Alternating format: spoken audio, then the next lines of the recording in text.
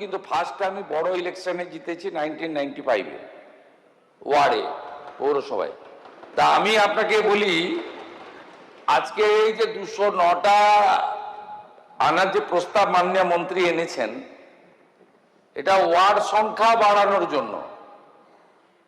এরপরে যে প্রক্রিয়াগুলো হবে সেটা হচ্ছে ওয়ার্ডের বাউন্ডারি, ওয়ার্ডের ভোটার সংখ্যা, জনসংখ্যা ইত্যাদি নির্ধারণ করবে স্টেট ইলেকশন কমিশন। এই দায়িত্বটা দেবে আমাদের ল্যান্ড ডিপার্টমেন্ট এবং যারা কলকাতা জেলার প্রশাসনের দায়িত্ব রয়েছেন। তারপরে তার একটা ড্রাফট নোটিফিকেশন হবে।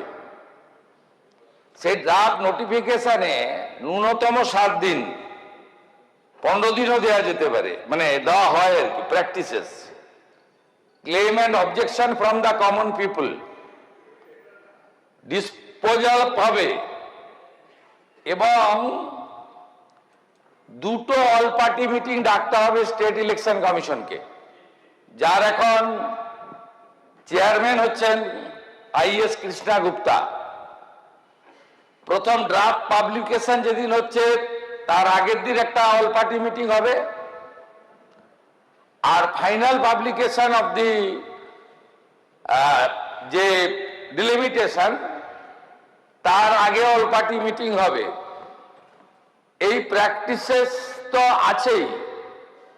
আজকে কেবলমাত্র 1980 সালের কলকাতা মিউনিসিপাল কর্পোরেশন যে আপনার আইন আছে, এর নিজস্ব আইন আছে কলকাতা কর্পোরেশনের, তার আসন সংখ্যা নির্ধারণের জন্যই আমরা আজকে এখানে এই 1 ঘন্টা ব্যাপী আলোচনাতে অংশগ্রহণ করলাম, যে 144-এর জায়গায় 209 করলাম।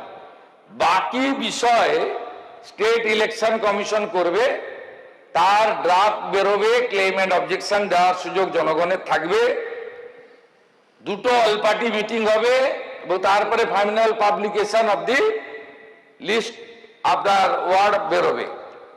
অতএব আপনারা এখানে যেভাবে বক্তব্য রেখেছেন তাতে মনে হয়েছে যে সমস্ত নর্মস বিধিকে আমরা সরিয়ে টরিয়ে রেখে নিজেরা একটা মানচিত্র তৈরি করে আজকে এখানে পাস করালাম। এটা কিন্তু তা নয়।